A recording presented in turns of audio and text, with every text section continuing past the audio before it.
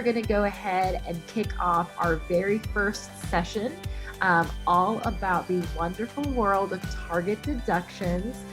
Very excited to get started with that. So if you want to click to the next slide, Clint, just a very quick introduction. If you guys have been to a Supply Pack webinar before, you've probably seen my face, heard my voice many times. I apologize for that. But my name is Stacy, and I lead the Retail Insights team here at Supply Pike. And this morning, I am joined by Mr. Clinton Rhodes. He is the product manager and essentially team lead for the Deductions Navigator for Target team. He knows more about Target Deductions than any human being probably should, and will be guiding us through today to learn all about, that world. So a quick peek at our agenda. So we're going to spend the first part of the webinar today talking about what target deductions are exactly, making sure that we're level setting, that we're all on the same page here.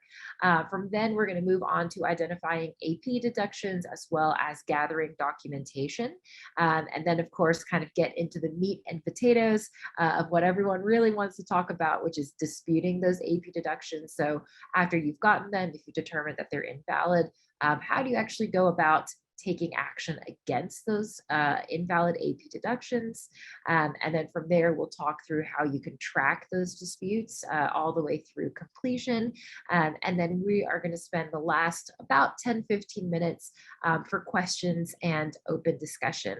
And a quick note as well, if you guys, again, have been to a Supply Pack webinar before, we get a lot of questions and we love getting those questions. We don't always have time to get to them all. We did want to call out that we will be having something called a Deductions Office Hours panel later this afternoon, where it is a pure session around answering your questions for an hour. We will have Eric Smith there. He leads our product team at Supply Pack. He's amazing. So if we aren't able to get to your questions in any of the kind of earlier morning or early afternoon sessions, we'll definitely make sure that we submit those and get to them for the Deductions Office Hour session. So on to the next slide really quickly. A little bit of housekeeping. So will you get a copy of the slide deck? Yes, absolutely. We will send a copy of the slide deck as well as a recording of the session to your inbox in the next 3 to 4 business days. So feel free to take notes if you guys need to, but don't worry too much about having to take screenshots or anything like that. You will get a copy of this deck. And then also what the best way to ask a question is. So if you notice in your Zoom bar, there's this little Q&A icon. It's got kind of 2 speech bubbles. If you guys wouldn't mind submitting your questions through the Q&A button, that would be super helpful for us. Number one, to kind of keep track of them. And then number two, again, if we aren't able to get to them, we can always push them to the office hours session. The chat is a really great place to kind of have discussion, share your insights, share your feedback and your thoughts. But the question and answer icon is really where we're able to track those questions and make sure that I'm kind of handing them off to Clint to answer them as they come in. All right, so the very last thing that I'm going to share with you guys before I hand it off to Clint today is a very brief introduction to who Supply Pike is. Again, we want to thank you guys so much for the time for hanging out with us this morning. If you've not heard of Supply Pike before, we are actually a Northwest Arkansas-based software company. We're located in Fayetteville, Arkansas, and we create cloud-based tools to help our CPG partners minimize revenue loss. We do that in a lot of different ways, but mostly around disputing and targeting retailer deductions, which of course is what our conference is all about today, as well as helping you kind of root cause and fight compliance related fines, so things like the OTIF program at Walmart. Today we work with over 400 different companies representing about $25 billion in retail impact across over 50 different product categories. You guys can kind of see across the bottom of our slide some of the front brands that we are so proud to consider part of the Supply Pike family. I say this every webinar. I'll say it again today. If you guys aren't working with us today, hopefully we'll have the opportunity to work with you soon, and we would love to have you join the Supply Pike family as well. So I have said a lot.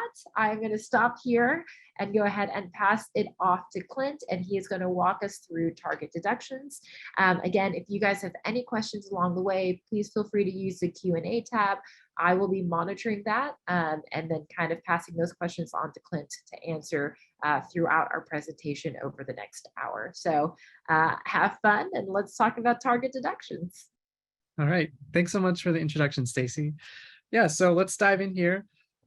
Up top, what are target deductions? Let's just kind of level set what we're talking about here. So in general, when you're dealing with retailers, there's two kind of ways that they will take money from you. Um, the first way is the what we call an accounts payable deduction or AP deduction, and that's when they'll just take it right from your check. So they'll give you a check, and then if you were supposed to get $1,000 on that check related to your invoice, maybe they only gave you 900 out of that 1,000. That would be an AP deduction. There's another kind where they send you a bill based on usually a compliance program. Someone like Walmart does that. For Target, they just do accounts payable deductions. Pretty much whatever the issue is, they're just going to withhold it from your check. That makes it pretty easy to keep track of things once you get a system up for managing what gets taken off of your check. So just if you're here with us throughout the rest of the day, you may hear AP versus AR and just know that's kind of the two differences. But for Target, everything is AP deductions. It's all taken from your check. So it keeps it simple in that respect. So let's talk real quick about compliance deductions, and then we're going to get into kind of the more meat of the things that we do at Supply Pike. So compliance deductions, as retailers and supply chains are growing in complexity and they're in the news a lot lately, compliance fines and systems are coming up more often to help those retailers keep track of things and hold different parts of their supply chain accountable as they may be able to. So for Target, they have a Word doc in their Partners Online portal, sometimes called POL. You may hear me refer to Partners Online as POL today. And it's just, if you're in there, you can search for compliance policy. It's just like a 15 or 16 page Word document that outlines, their expectations for prepaid versus collect vendors and how they want you to work with them for on-time arrival or on-time shipment or fill rate or item fill rate or EDI 856 compliance things. So that's a very useful file that I think if you don't have that on hand, you should hop into Partners Online, search for that, and keep a copy of it because it's really useful information for understanding. Hey, they withheld money based on an on-time ship or an on-time arrival or fill rate or something. Is there a way to have that fine go away before it's actually deducted, or can we dispute it once it is deducted? That document walks through all of that, and we are building out our own content around that. So if you are familiar with Supplier Wiki, you can Google that. That's a really great compendium that we have of all sorts of retailer knowledge, and you can look up different parts of how to deal with those issues as they come up. So yeah, the rest of the content's going to be more around like the shipping related and invoice match type deductions, and we'll get into some more details around that here in a minute. But let's forge ahead. So I mentioned Partners Online. If you're new to Target, or maybe you just need a little refresher, so Partners Online is Target's ecosystem that contains all their apps and reports for suppliers. So this could be, from your accounts payable domestic app, where you can see your check information and your payments, your invoices at a high level, that kind of thing. It could be, Vendor IQ, which is where you can see like sales data, financial information, in stock and replenishment type stuff, all of that good things.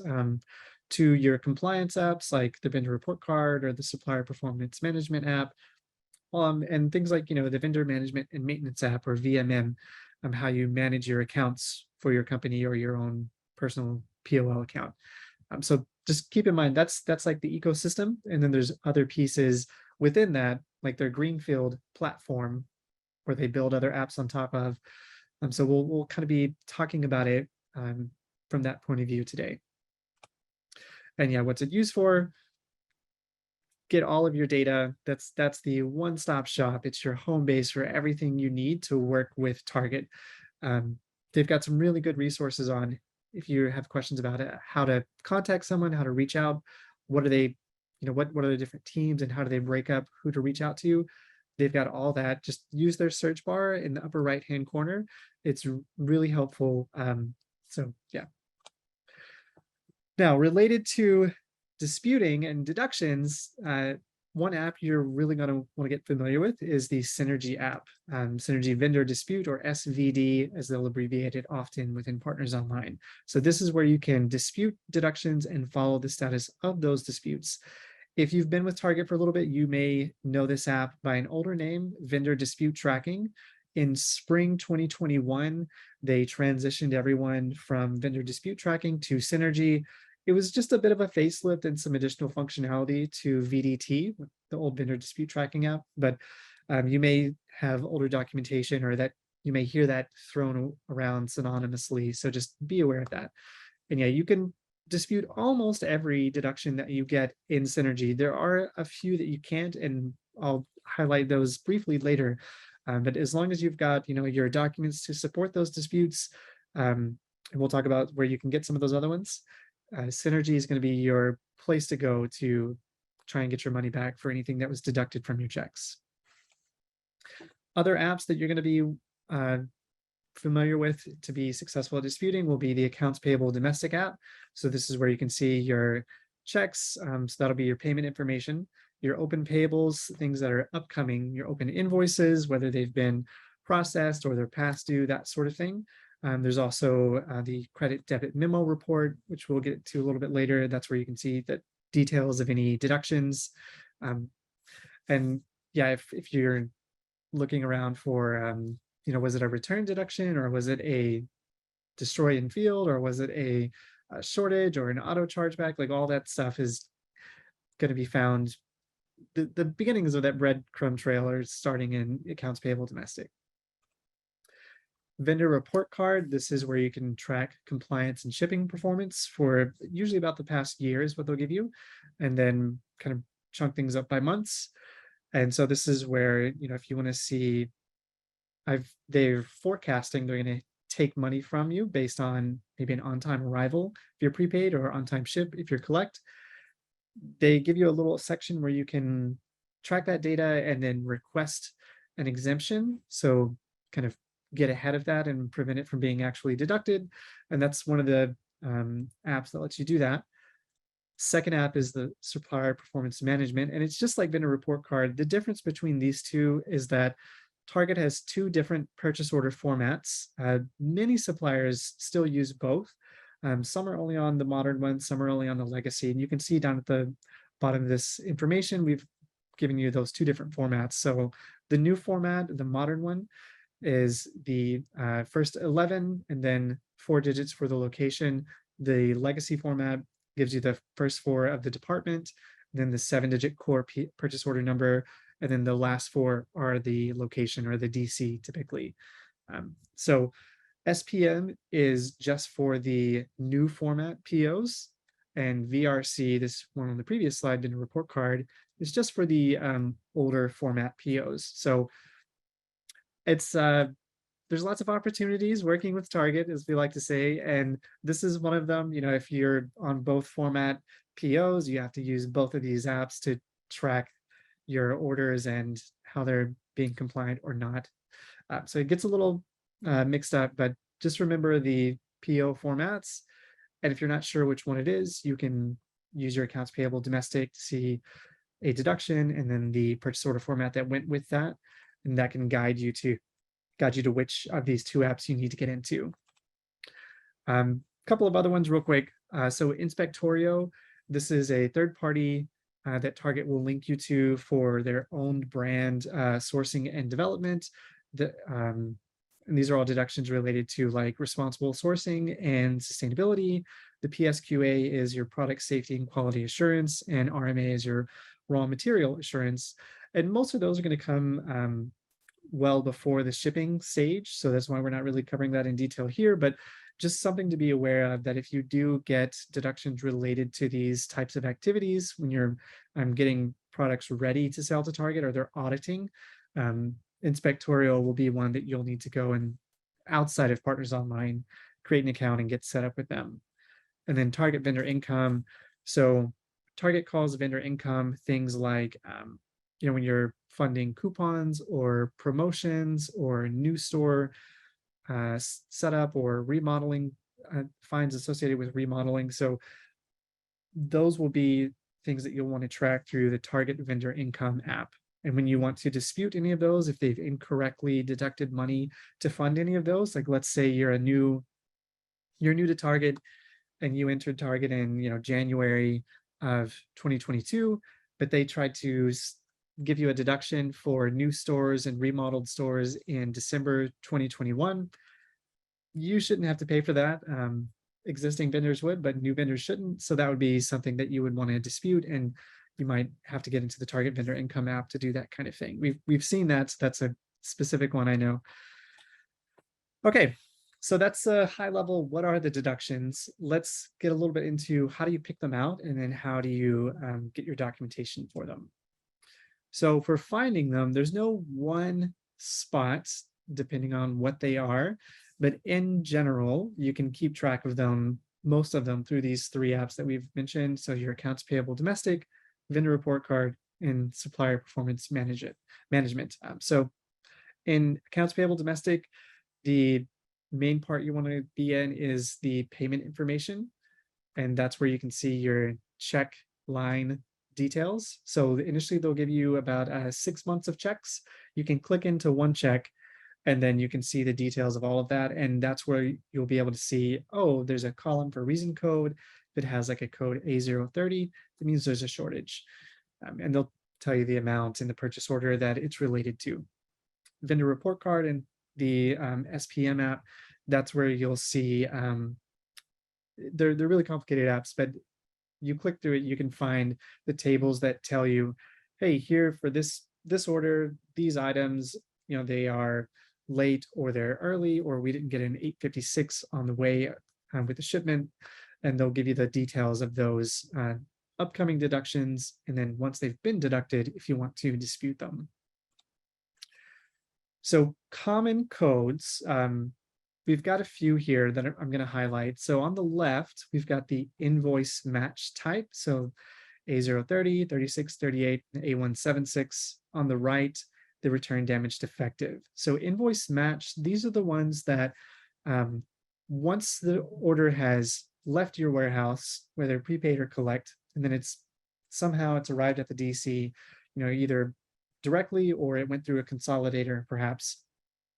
When they get the orders at their DC, Target is unloading these, unpacking them, breaking them up maybe, and that's when they're going to assess whether it was a shortage, so the A030, if there was a substitution like the A038, or a cost difference like the 36, and they'll manually be doing these, or for the A176, they might automatically compare the details of the invoice versus the details of what they got on their proof of delivery.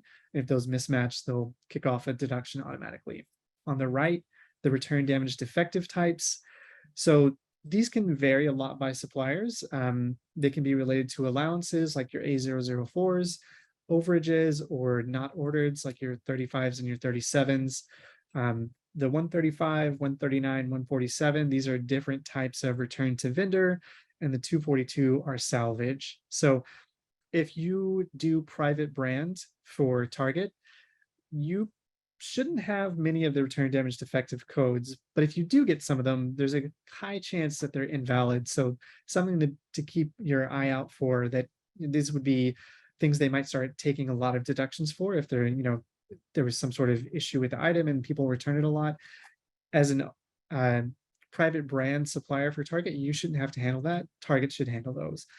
And if you're just doing your own brands, you'll want to make sure that you're tracking, your 2% allowances, and that your Target's being compliant with what they agreed to, and they're following the correct return policy, the financial disposition of it, who should pay for whether things are returned or destroyed or donated, or the physical disposition of it. So what should the store associates on the ground actually do with it? So those are two different costs and ways that they'll fine you based on the return damage defective types. We're mainly going to be focusing on the invoice match because those are the most common ones that we see across nearly 100 target suppliers that we're working with at the moment. And let's dive into this first one, the A030 shortage. So it is a manual one that's issued based on when they have the invoice and they have the receipt. They'll check, hey, you said you were shipping 100. We see we only got 90. We think we only got 90. So they'll issue a shortage for that difference of 10. If you want to dispute your shortages, the main things that you're going to want to have are the chargeback copy and a note about the language. Target says chargeback, but it's almost always used synonymously with the word deduction. It's just taking off the check, right? So they're not actually sending you an invoice to charge back, but they use that word. So it can be a little confusing, but just remember chargeback equals deduction equals they've just withheld something from your check. But they have a chargeback document, aka chargeback copy, and this is their language. So you can get that out of the credit debit memo detail report in the accounts payable domestic app. That gives you the details of the shortage. So when you want to see what items were actually at issue, and then what's the quantity differences they saw, that's where you can find that information. You'll also want to have a copy of your invoice when you submit a dispute. If you've got a copy of the packing slip, include that as well. If you have, if you're collect, you'll want to have your proof of shipment. So the BOL signed at the time of pickup by Target's carrier of choice. If you're prepaid, you'll want to have your copy of the signed proof of delivery from at the time it was delivered to the DC to Target. As long as you've got that information, Target should have everything that they need on their side to properly research and make a decision on the dispute. They'll also, after you've created a case, they might provide you with a copy of their proof of delivery, what they call a delivery receipt. We like to provide that to our clients ahead of time. But if you can get your hands on that ahead of time, it helps you understand a bit about the validity or how hard you might have to fight if you need to redispute a few times, which being Target, that's something you do have to do is take a few swipes at it sometimes. So the next one we see often is the cost difference. And this, again, is a manual one where they say, hey, for these items that were on the invoice, we saw that, there was a cost of, let's say, $3.50 per item. On the receipts, it seems like the item line cost for the one at issue is, $3.70 or $3.40, some difference, right? And so they're going to issue a deduction based on the difference there rolled up by all the items. And that's a pretty easy one to dispute. Just have a copy of your invoice and say, hey, we shipped it. This is what the cost should be. And bonus points if you have the purchase order. They don't require it, but if you've got a copy of the PO as well and those amounts match, then whatever they think they got at the receipt end, then it should be a pretty clear, easy dispute to win. They do request that you have communication from your merchant for this particular type of deduction. In practice, we see the majority of suppliers dispute without that information and successfully win the disputes. So it's a good thing to have if you've got that communication, but you don't have to have it. Typically having the invoice, maybe the purchase order, but for sure the invoice is good enough to make that dispute. And that's kind of something to remember about Target. They have a lot of sort of things written down about what they want. I think of them more as guidelines generally, but just something to keep in mind. For the substitutions, these can be a little harder to win back, but they'll say, we sent this item with the DPCI and style code of what it is. And DPCI is department class item. That's Target's internal classification for items. Style is kind of one level down. Generally, one UPC code will match to one DPCI. Occasionally, you'll need the style to help disambiguate between UPCs if that's what you use, or your own internal item numbers, but something to be aware of. So the DPCI and style, maybe Target said, style 1234 for this item, and you sent us style 2345. So they're going to issue a deduction based on what they expected to receive versus what they did receive. And for these, again, you're going to want to have the chargeback copy, an invoice copy, your packing slip, the proof of delivery or proof of shipment. And if you have any information around the correct case pack or counts of these different items, that's also useful for this particular deduction type. Among the deductions we've looked at so far, these can be a little harder to win back. Your A030s, carton shortages, your cost differences, and the one we're about to look at next are pretty easy to win back, comparatively speaking. This one's a little harder. It's just something to be aware of. And the auto chargebacks, some clients or some Target suppliers see these a lot more than others. And this one's always a fun one because it can be any of 5 different types. So an A176 could be a shortage, or it could be a cost difference. It could be a substitution. It could be an issue with case pack, or it could be multiple of those all in one. So this is where they're looking at what was on the invoice and what did we see on our delivery receipt, and they're matching up on 5 different fields to say, you know, what was the total amount, what was the total count, what's the vendor number. So just making sure these things match. If they don't, then they just kick off a deduction there.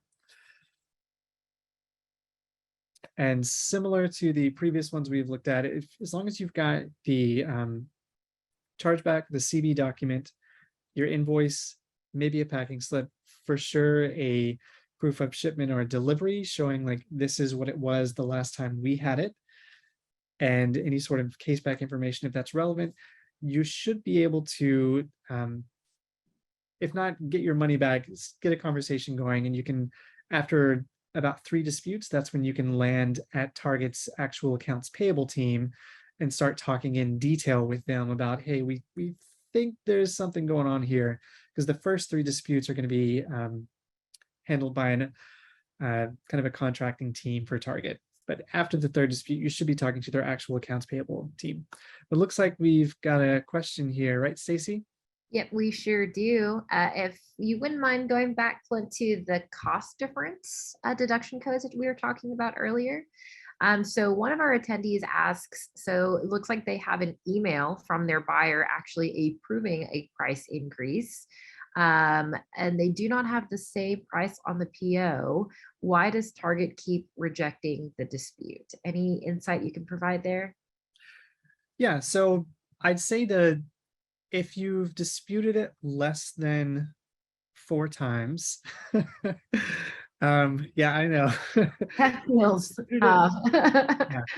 So like I said, the first 3 times you dispute something, it's almost never going to be the, like, the people looking at it are not, it's not someone on Target's actual accounts payable team. It's like it's a contracted company that's just kind of has like a set of guidelines, and they're just checking a box.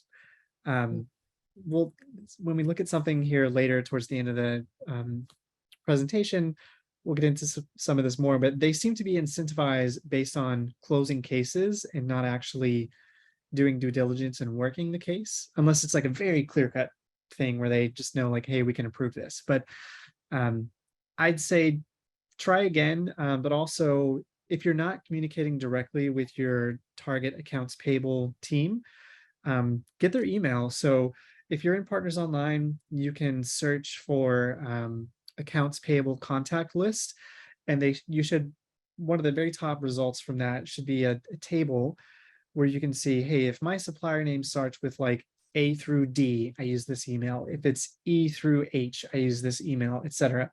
So find that email, reach out to them, ask directly about that, and you can share like the case numbers, which we haven't talked about case numbers in Synergy yet, but share the case numbers that are at issue here. Share the, you know, the CB dash whatever number that is related to that cost difference, and get that conversation going. Because if you're disputing and it's very clear that this should not be deducted or it should be paid back, talking to someone on the actual accounts payable team is going to be better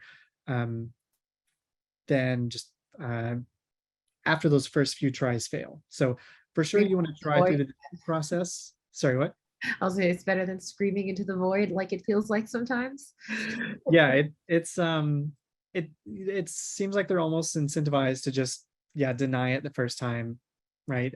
So yeah, I'd say keep trying, and if you want to make sure that you're having an informed conversation about this after you've disputed a few times, if you've not hit that fourth try, I'd say try a fourth time, because that should go to the accounts payable team. And if you're not satisfied with that, definitely reach out directly to the accounts payable team via email with all the details of, we've got the buyer's email here approving this. Here's what we sent based on that. So this should be paid back. So yeah. Very helpful. Thank you. Yeah, good question. Yeah, so auto chargebacks can be any of those. So let's get into a bit of the details of the actual disputing process here. So timelines, this can be, again, it's Target, so is anything really firm? For most of these AP deductions, the absolute maximum they'll let you go back is 18 months. Now, that's typically for these shipping related ones we've been talking about, like the shortages, cost differences, etc. That's generally a maximum for prepaid suppliers. For collect suppliers, they have a bit of a soft deadline around 9 months. We have seen collect suppliers successfully dispute things older than 9 months. That's why we're like, it's a bit of a soft deadline. But it can also, your relationship with Target can also play into that. And the reason they have a 9-month deadline for collect suppliers is so that, let's say they deducted, they said it was a shortage, you said, whoa, whoa, whoa, no, it's not, and you were correct, then they have to go open a dispute case with their carriers or consolidators. And for their carriers and consolidators, they, I guess, have a 9-month contracted window to get their money back from them if the carrier or consolidator is truly the one that's liable in the middle. So that's where that happens. But again, it's not, you don't always have to dispute things within that 9-month window, but if you can, definitely better than waiting. And for prepaid suppliers, you've got a bit of a longer period. So once you submit a dispute, so you've created a case in Synergy. So that's the terminology there. So Synergy, SVD, you want to dispute a deduction, you create a case to dispute the deduction. They have an SLA of 30 days per their policy to make a decision on the deduction. So if they're going to approve it or deny it, or if they want more information, which they'll just close the case and tell you to provide more information in a new case. All of that typically happens within that 30-day window. Usually it's around 25, 24, 26, but usually 25 days is when you can get a decision on most cases. So in Partners Online, if you go to your apps and reports, you'll find Synergy down in the S section. It's always sorted alphabetically. You can click into it, and on the upper left, you'll have this red box to say, create a new case. You want to click that and then click dispute. If you're curious about the dispute and you don't really understand, what is this for really, you can request a copy of like a delivery receipt or the chargeback copy or information about it. You can do that, but it'll be that same thing. They're going to make you wait about a month before they get information back to you. And that's just them working through their queue, right? But to dispute it, click dispute. You'll be able to drop in the CB dash whatever number it is, or if it's a vendor compliance one, it'll start with VC instead. And that would be, the on time, in full, 856 type ones, etc. But you would put that in the document field. It'll automatically populate, if they can find it, all the fields here. You can pick a reason for disputing, the brief explanation for raising the case. That's where you can give your own extra information to say, hey, maybe they misreceived an order. So we had 2 orders going to DC 3806. One was for PO 1234, the other one was for PO 2345. maybe Target mixed them up or received them somewhere else, or they completely missed them, but now they have the delivery receipt and they can uh, figure it out. But that's where you can give any context if you want to. You don't have to. Can be helpful though. So yeah, they'll auto populate if they can find it. If they don't find it, that's when you've got to go in here and add it yourself. The next field that you'll want to fill out is how much are you going to dispute. We typically say dispute the full amount, but if you know that, oh, some partial portion of this was valid or not, that's where you can make this change and say, oh, I'm just going to dispute a little bit versus the whole thing. Once you've done that, if they have them, they will provide you with a copy of the chargeback document and a copy of the delivery receipt. It's nicer to have these before you decide to dispute so that you can make a call on whether you want to go through this process, because at this point you want to have all your documents ready, but you probably want to know, do I even need to dispute this, right? So having these things ahead of time, so if you've requested copies of them or if you've looked them up in accounts payable domestic for the chargeback copy, can help you understand, like, do I even need to go through this process? But if they've got them, they'll provide you with them. You can click the view button and the PDF will pop up and you can see what Target is deducting you for, and then what they think they received at the time of receiving at the DC. If you've got extra documents, this is the place where you would upload them. So this would be your signed copy of your BOL or your proof of delivery, packing slip, any sort of extra validating information. So if you've gone through, let's say you wanted to prove that they misreceived something, you can use something like the vendor report card app and get into sort of item level receiving information. And you can say, hey, you had 50 of this item here, and then 50 of this, you were missing 50 of the item here. You received 50 of the item down here on this other order. These should be the same things. It's the same date. So let's, resolve that. But if you want to do that extra detective work and provide that data, this would be a place that you could do that. And again, the most helpful ones, your proof of delivery or your BOL, your invoice, any sort of communication from the merchant team. And again, it may take a few tries. Target, like I said, the team working the first few instances of a dispute for a deduction, it really seems like they're incentivized on how many cases do they close, not did they do the due diligence and work it properly. So once they're submitted, you want to keep track of them. Again, you're going to do that in Synergy typically. So they do have a dashboard. It's not really useful, so we're not going to go into it. But on the cases option, they've got a bunch of different statuses that will help you. So anything new, that means you have created the case, you've started the dispute process, but they haven't looked at it yet.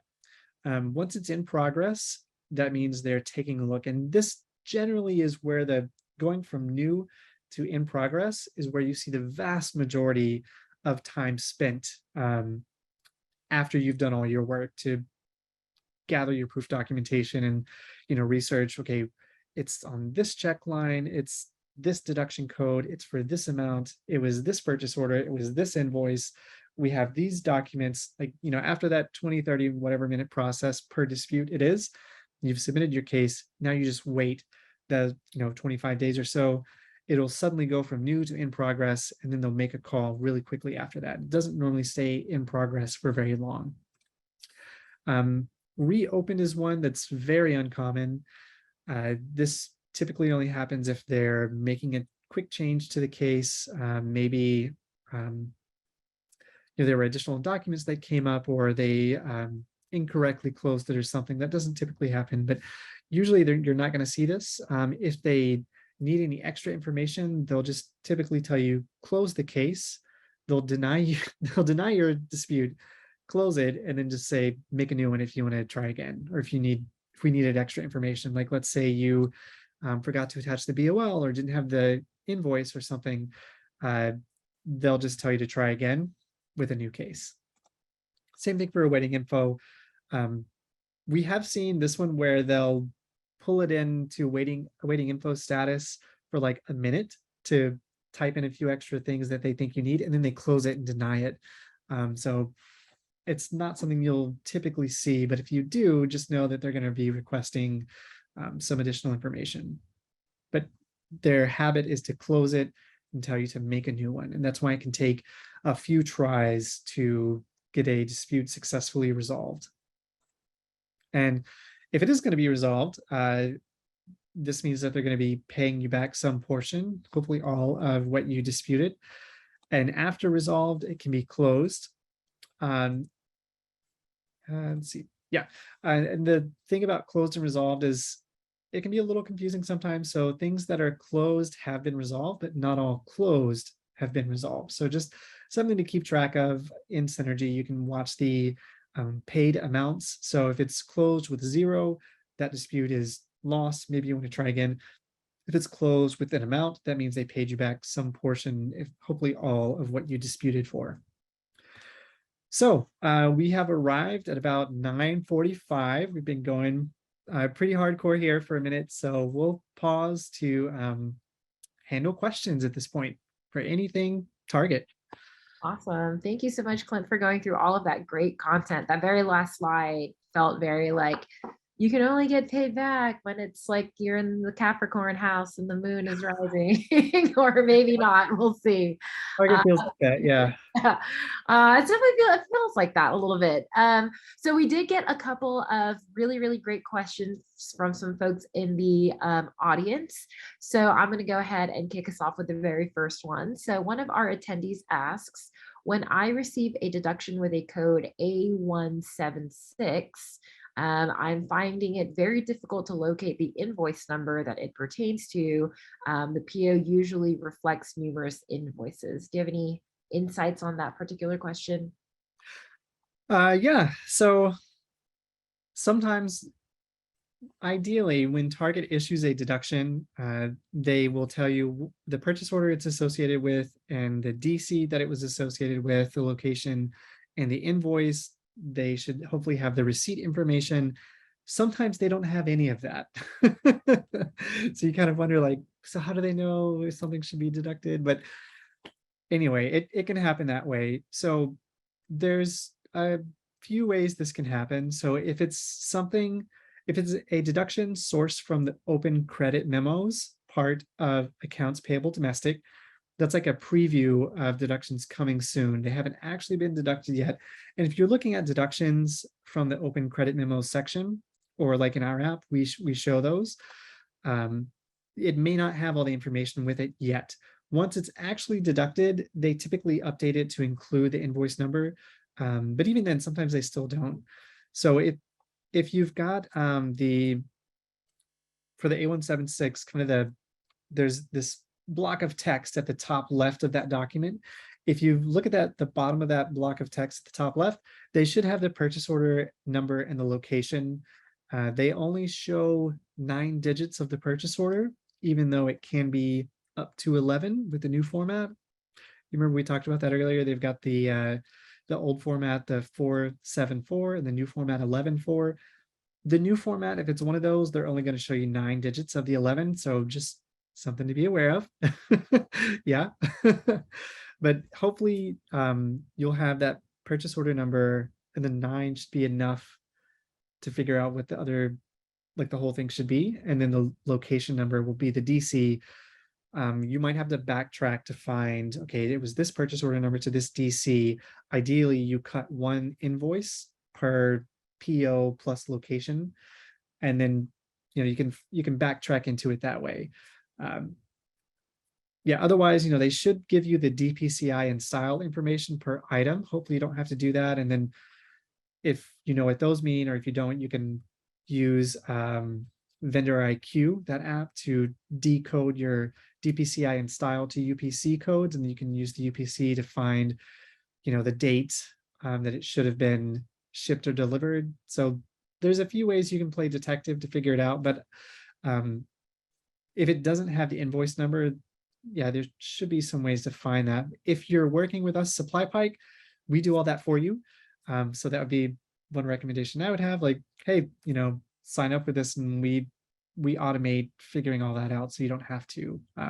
But yeah, it can be tough with the automated ones if they don't give you all the info. But if it's from an open credit memo, which hopefully it is, um, once it's actually been deducted, then they should give you more information. But yeah. I'm always in shock every time I listen to any of our PMs talk about the current way of working across all of the different retailers.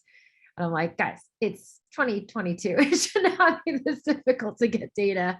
But no, hopefully that is helpful. And Clint, if you wouldn't mind hopping to the next slide while we get to the other questions, just because I want to make sure that folks on the call can also get access to our email addresses. These are our real email addresses. They will go to our inboxes. So if you guys have any additional questions, again, that we're not able to get to either today during this session or during our office hours later on this afternoon, you can always feel free to reach out to us and we will make sure that we get you the answers that you need. So got another couple of questions for you, Clint. So one of our attendees says that they sometimes get chargebacks with no items listed. So that sounds like fun. And they dispute, asking Target to provide information on the items and the quantities, but then they get turned around and are denied as SLC, which that feels not right. But, so obviously it's very difficult to research shortage claims without items. So is this a situation where they should also dispute at least 4 times, or, what is the best practice for this particular one? Yeah, so it sounds like if it's being denied for SLC, you're a collect carrier. Yeah, for those, you do need to be persistent. For things that are denied for being SLC, so shipper load count marked like those, or palletized, etc. It based on what we've seen, the average it takes to get those approved, if they're going to be approved, is 2.3 times. So 2 to 3 times minimum, right, to try. And we've seen the most egregious I've seen personally is 8 times before a dispute was approved. Yeah, so 6, 7, What's 8. scary is that's what's scary is that they're even they're allowing it to get that far, that you'd have Yeah, to hit submit yeah, 8 times. That's crazy to me. yeah. So I mean, that's the outlier. Like 8 times is the outlier, but it happened, and the initial denial reason was for shipper load count, and they said no, no, no, this is not right. When it was picked up at our warehouse, the BOL had this count. It was correct. After it went through the consolidator, and then there was an additional BOL generated for the consolidator to the DC on the delivery receipt, something happened. It was fine when it left us. By the time it got to you and it went through your carriers and your consolidators, it was not fine. It's, when we had it, it was good. We did our part. Target, you and or your carrier are liable here. So either you misreceived it, or you miscounted it, or they mixed it up at the consolidation center or across trucks, something happened, but you shouldn't be held liable as the supplier. That said, they're not always going to see it so logically like that. So you may have to be persistent in disputing, especially for the shipper load count, the palletized ones. Yeah, and if you can do any extra investigative work in like the vendor report card app or the supplier performance management or in vendor IQ, any of those places where you can see receiving data for Target, those can be helpful to paint the picture, tell the story for them. So if you've gotten to the 5th dispute and you want to put in a little extra effort because you think it'll make a difference, go for it. But yeah, sometimes you just have to be persistent on those and make sure you've got, the copy of the BOL. It's in that little information box in Synergy where you can give extra info. If you can tell them, hey, I think you received it here or here, just because they used a denial reason of SLC, that doesn't mean that's the actual issue at hand. That's just the denial reason they picked. And that can be part of the frustrating part of this process, is they may deny you for one reason, but the underlying issue may be something different. So being able to provide context in that little box in Synergy can be helpful as well. So yeah, my advice would just be persistent, have your documentation. If you can do any extra research in like the vendor report card or SPM app to see the receiving data, do that. And if you're not sure how to do that, here's my email on the screen. Reach out. Let's set up a meeting. I'll help you figure it out. But yeah, so main Yeah, thing. that's what I'm learning. No, that's super helpful, Clint. And the same attendee kind of shared an additional comment saying that yes, many of those issues seem to be stemming from shipments that flow through a consolidator. So Yeah. that seems to be tracking with what you're saying. So I think we've got time for one last question. So I am going to get to that. So this attendee asks, sometimes it looks like, I guess maybe the Target team will comment and say that a document has been sent, maybe as additional proof on why they might be denying a claim. Where does this document actually get sent to? Where can they find this documentation? So usually if Target's going to provide anything extra on a case, there's the attachment section down at the case. There's also a note section that is used extremely rarely. It could be down there. So if you're in Synergy, scroll down, you can see within the attachment section who uploaded it. So it will say, the vendor or Target. So just look in that column that says, who uploaded it, because they may have added it to the attachment section on a case. And, if you've got 3, 4, 5, 6, 7 attachments, you didn't notice one extra one being added. Plus you have to scroll down to see it anyway. So probably that's where they're putting it. They might be emailing it to some specific account associated with your accounts receivable department, based on the responsibilities that are assigned in the VMM app, vendor management and maintenance. That's less likely, but could happen. That's probably one of those two situations. I'd be curious to look at the actual messaging they used. I don't know if there's anything extra that might be able to see there, but yeah. If that doesn't answer your question, please do shoot me an email and let's put some eyeballs on it. Awesome.